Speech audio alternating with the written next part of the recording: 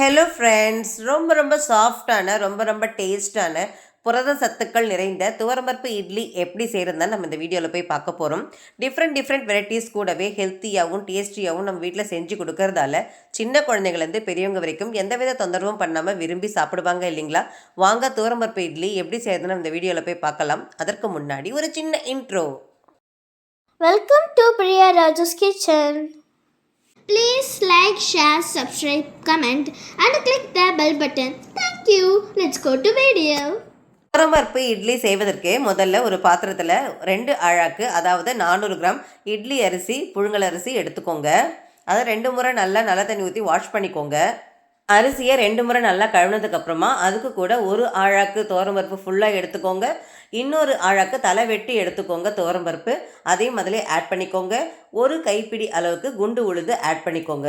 அது ஒரே முறை எல்லாத்தையும் சேர்த்து நல்ல தண்ணி ஊற்றி நல்லா வாஷ் பண்ணிவிடுங்க. அரிசி பருப்பு ஊறுவதற்கு தேவையான அளவுக்கு நிறைய தண்ணி ஊற்றி ஒரு 3 மணி நேரம் நல்லா ஊற வச்சிடலாம். ஒரு தட்டு போட்டு க்ளோஸ் பண்ணிவிடுங்க. 3 ஹவர்ஸ் கழித்து நம்ம அரைச்சிடலாம். இப்போது பருப்பு வகைகளை நான் கிராம் கணக்கில் சொல்லலை இல்லைங்களா? துவரம்பருப்பு ஒரு 375 கிராம் எடுத்துக்கோங்க. ஒரு 25 கிராம் குண்டு உளுந்து ஆட் பண்ணிக்கோங்க. பாருங்கள், அரிசி பருப்பு நல்லா ஊறிடுச்சு. இப்போ கிரைண்டர் கூட தேவையில்லை, மிக்சியில் ஈஸியாக அரைச்சிடலாம். இப்போ மிக்சி ஜாரில் தேவையான அளவுக்கு அரிசி பருப்பு எடுத்துக்கிட்டு நம்ம ஊற வச்சுருந்த தண்ணியை இதில் ஆட் பண்ணிவிட்டு இந்த அளவுக்கு நல்லா கொரன்னு அரைக்கணும். கம்பு இட்லி கூட இதே அளவுக்கு தான் நல்லா கொரன்னு அரைக்கணும். நான் ஏற்கனவே கம்பு இட்லி எப்படி செய்கிறதுன்னு சொல்லிட்டு வீடியோ அப்லோட் பண்ணியிருக்கேன். அந்த லிங்க்கை டிஸ்கிரிப்ஷன் பாக்ஸில் கொடுக்குறேன், அதை பார்த்து யூஸ் பண்ணிக்கோங்க. இந்த பதத்திலேயே எல்லா மாவையும் அரைச்சிக்கோங்க. ஒரு பெரிய பவுலாக எடுத்து அதில் நீங்கள் மாவு வாங்கிக்கோங்க. மாவு நல்லா புளிக்கும் போது நல்லா பொங்கு இல்லைங்களா, அதுக்காக தான். இப்போது தேவையான அளவுக்கு கல்லுப்பு ஆட் பண்ணி நல்லா கலந்து விட்டுக்கோங்க. கரண்டிலே கலந்துக்கலாம், ஏன்னா அரிசி பருப்பு ஒன்றா தான் ஊற வச்சோம் இல்லைங்களா, அதுக்காக கையை போட்டு கலக்கணுன்ற அவசியம் இல்லை. நல்லா கலந்து விட்டுக்கோங்க. திக்காக இருந்தால் நாளைக்கு காலையில் பார்த்து ஆட் பண்ணிக்கலாம், நம்ம வாட்டர் வேணும்னாலும். இப்போது ஒரு தட்டு போட்டு க்ளோஸ் பண்ணிவிடுங்க. இப்போ இட்லி மாவில் நம்ம எவ்வளோ நேரம் புளிக்கணுமோ அதே அளவுக்கு தான் துவரம்பருப்பு இட்லிக்கும் நல்லா புளிக்கணும். வீடியோவை கொஞ்சம் கூட ஸ்கிப் பண்ணாமல் பாருங்கள். அப்போ தான் அதில் வர சின்ன விஷயங்கள் கூட நோட்டிஃபை பண்ணால் தான் கரெக்டான பதத்தில் ரெசிபி கிடைக்கும். பாருங்கள், மாவு நல்லா புளிச்சு வந்திருக்கு. இப்போது நம்ம நல்லா கலந்து விட்டுக்கோங்க. கொஞ்சம் கெட்டியாக இருந்தால் கொஞ்சம் வாட்டர் ஆட் பண்ணிக்கலாம். வாட்டர் ஆட் பண்ணி நல்லா கலந்து விட்டுக்கோங்க. பாருங்கள், இப்போ இந்த பதத்தில் நீங்கள் மாவு இருந்தால் போதுமானது. இப்போது நம்ம இட்லி பிளேட்டில் இட்லி ஊற்றிடலாம். இட்லி பிளேட்ஸ்க்கு நல்லெண்ணெய் ஒவ்வொரு ட்ராப் ஆட் பண்ணி நல்லா தடவி விட்டுட்டு அப்புறமா மாவை ஆட் பண்ணி நம்ம வேக வைக்கும்போது எடுக்கிறதுக்கும் ரொம்ப ஈஸியாக வரும். ப்ளஸ் அந்த நல்லெண்ணெயோடு சேர்ந்து இட்லி வேகும்போது நம்மளுக்கு அப்படி ஒரு சூப்பர் ஃப்ளேவர் கிடைக்கும், டேஸ்டியாகவும் இருக்கும். இதே போல் எல்லா பிளேட்ஸுக்கும் ஆயில் அப்ளை பண்ணதுக்கப்புறமா மாவு ஆட் பண்ணிக்கோங்க. இந்த அளவுக்கு கட்டியாக இருந்தால் பார்த்துக்கோங்க.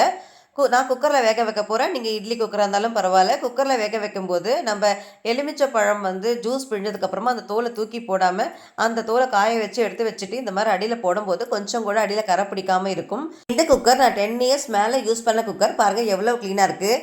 இந்த குக்கர் யூஸ் பண்ணுற எல்லா வீடியோஸ்க்கும் இந்த டிப்ஸை நான் சொல்லியிருக்கேன். குக்கரில் வச்சு க்ளோஸ் பண்ணிவிட்டு வெயிட் இல்லாமல் ஆவியில் ஒரு 15 மினிட்ஸ் வேக விடுங்க, போதும். நார்மல் இட்லி கூட அதே டைம் தான். அந்த மாதிரி வேக வச்சதுக்கப்புறம் பார்க்கலாம். இதே போல் இன்னொரு மெத்தடில் கூட நம்ம இட்லி வேக வைக்கலாம். குக்கர் கிண்ணம் இருக்குது இல்லைங்களா, இதில் கூட நம்ம மாவு ஊற்றி பேனில் வேக வைக்கலாம். இது கூட நல்லாயிருக்கும். இதில் ஒரு 2 டீஸ்பூன் நம்ம நல்லெண்ணெய் ஆட் பண்ணிவிட்டு நல்லா அப்ளை பண்ணிக்கோங்க ஃபுல்லாக. அதுக்கப்புறமா இதில் ஒரு 6 to 7 6-7 கரண்டி மாவு ஊற்றிக்கலாம். இந்த மாதிரி வேக வைக்கும்போது ஒரு டிஃப்ரெண்ட் டிசைனாக கொடுத்த மாதிரி இருக்கும். ப்ளஸ் நார்மல் இட்லி தட்டில் ஊற்றுறதை விட இன்னும் சாஃப்ட்னஸ் கொடுக்கும். அவ்வளவு சூப்பராக இருக்கும் இந்த மாதிரி நம்ம ஊற்றி வேக வைக்கும்போது.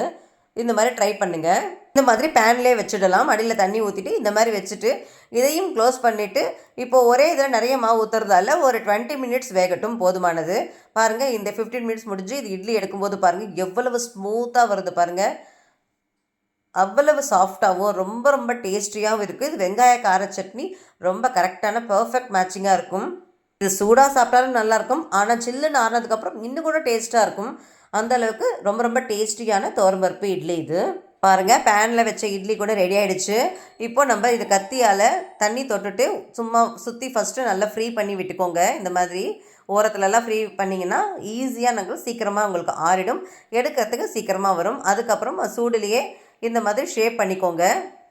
நம்ம இஷ்டம் போல் ஸ்கொயராக கூட ஷேப் எப்படி வேணாலும் போட்டுக்கலாம். இந்த வீடியோ உங்களுக்கு பிடிச்சிருந்தா ப்ளீஸ் லைக் பண்ணுங்கள். அப்போ தான் நிறைய பேருக்கு வீடியோஸ் போய் சேரும். ஒரு 10 நிமிஷம் கழித்து ஒரு 5 to 10 மினிட்ஸில் எடுப்பார். இந்த மாதிரி லேசாக தண்ணி தொட்டுட்டு ஸ்பூனில் எடுத்திங்கன்னா ஈஸியாக எடுக்க வந்துடும். பாருங்கள் எவ்வளவு ஈஸியாக வந்துடுச்சு.